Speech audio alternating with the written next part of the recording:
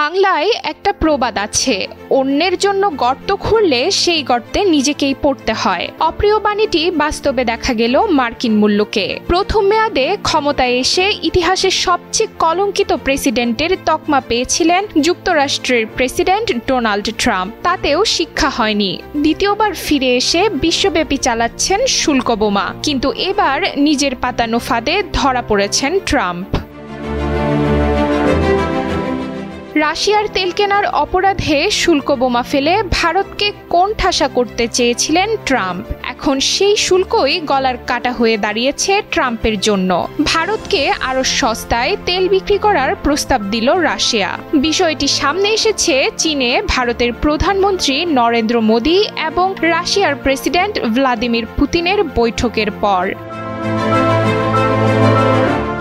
ভারতের উপর শুল্ক চাপিয়ে নয়াদিল্লি এবং ক্রেমলিনকে আরও কাছাকাছি নিয়ে এসেছেন ট্রাম্প। কেননা ভারতের কাছে রাশিয়া যে তেল বিক্রি করে থাকে তার প্রতি ব্যারেলে ছাড়ের মাত্রা বাড়িয়ে $3 থেকে $4 করার প্রস্তাব দেওয়া হয়েছে।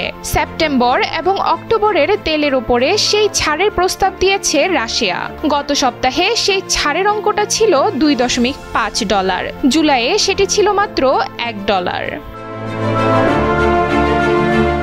কূটনৈতিক মহলের মতে এমনিতেই ভারত এবং রাশিয়া দীর্ঘদিনের বন্ধু। ট্রাম্পের শুল্ক নীতি সেই বন্ধুত্ব আরও মজবুত করতে সাহায্য করছে। ট্রাম্প দাবি করছেন, ভারত রাশিয়ার যে তেল কিনছে তাতে ইউক্রেনে যুদ্ধ চালিয়ে যেতে পারছে মস্কো।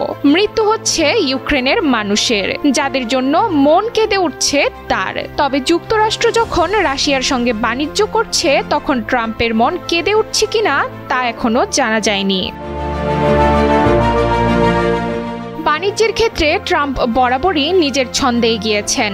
আমেরিকাকে এক নতুন পথে চালিত করে কয়েক মাসের মধ্যেই আন্তর্জাতিক মিত্র তৈরি করেছেন। ট্রাম্প বলছেন আমেরিকা দ্বিতীয় সোনালী যুগের সূচনা করবে, কিন্তু শুল্ক আরোপ করে একের পর এক মিত্রদের হারাচ্ছে ওয়াশিংটন।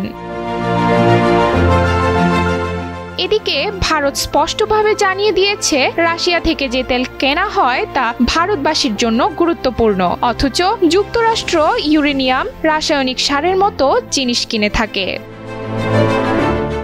ডেস্ক রিপোর্ট, সময়ের আলো।